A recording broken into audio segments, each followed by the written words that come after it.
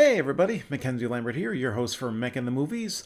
Today we finish up the movies that made Fallout, and boy did I pick a doozy of a movie to close with.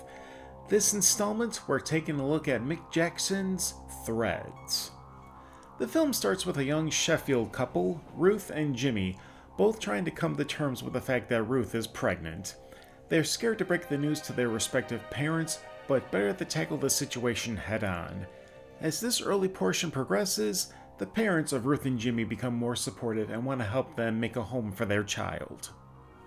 In the midst of this melodrama, we see news footage and reports about escalating tensions between the US military and the Soviet Union. Both are fighting over resources in Iran, which was just recovering from a coup d'etat. Things seem to get worse with other members of NATO and the Warsaw Pact becoming entangled. We are introduced to the local government officials who are taking stock of necessities like fuel, food, water, and safety equipment. Protests, both pro-war and anti-war, lead to clashes among the general public. People are starting to pack their things and move out of the city, hoping to avoid the worst should the tensions escalate. Some of the young people are trying to avoid the news, making the most of what time there is drinking and cruising for sex. Then, early one morning, Russia attacks Sheffield among other strategic targets with nuclear strikes. Buildings are demolished, many are vaporized, others burned. More die from the fallout particles raining from the sky. The few survivors left in Sheffield have to contend with limited food supplies, no electricity, and contaminated water. In the weeks and months after the attack, nuclear winter has devastated any agriculture and temperatures are shockingly low. Things only get worse from there. I'm going to be honest, I was not ready for what this movie was going to throw at me. I've seen my share of bleak nihilistic movies, but this one is on a whole other level. The matter-of-fact approach of this movie, paired with the graphic visuals, were spellbinding. Recent current events have shaken me bad enough, but the scenario presented in this movie pretty much left me in a state of frozen terror. This isn't just the best movie I've watched for this series so far, this is a must-see. Everyone should see this movie and understand that we are not far off. I can only imagine TV audiences in 1984 watching this and having the shit scared out of them. Now, you're probably wondering about the Fallout connections. Well, this movie does give a succinct description of what Fallout is, what it does to the environment. I appreciate a movie telling us what Fallout actually is. But this one retroactively placed itself in Fallout lore thanks to last year's mod, Fallout London.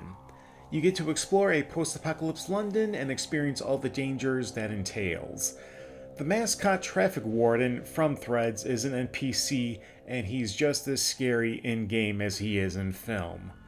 I didn't play it myself, but I did watch its Jabbo play it. I'll eventually get around to playing it myself once I download the necessary components. Director Mick Jackson has quite a few bangers in his filmography. LA Story with Steve Martin, The Bodyguard with Whitney Houston and Kevin Costner, Volcano with Tommy Lee Jones. He directed Temple Grandin with amazing performances by Claire Danes, Catherine O'Hara, and David Strathairn. I'm glad for Jackson he was able to partake in bigger, prominent projects. Yet, Threads is a film that one can hang their hat on decades later. I recognized 0 cast members. No one stood out to me as familiar, and that made the film work even more. If there was a high-profile cast member or a recognizable character actor, it would have been a detrimental distraction, taking a lot of the impact out of this film's punch. Threads is absolutely a must-see. It's tense, cold, and will leave you speechless. This is a film that doesn't play into the dark comedy of the Fallout franchise, but the nightmarish world leading up to the Great War and the horrific civilization remaining in the wake of nuclear war. That'll be a wrap on this series. I'll have a part 2 closer to October as mentioned in the video for Damnation Alley. I'm going to take a brief hiatus for the next couple of weeks. I have lectures to get ready, I have trivia to prepare for, and I'm working on adapting Loculus from a graphic novel script to a prose novella.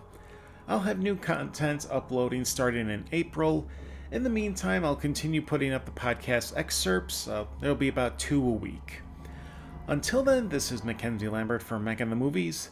Take care, everyone.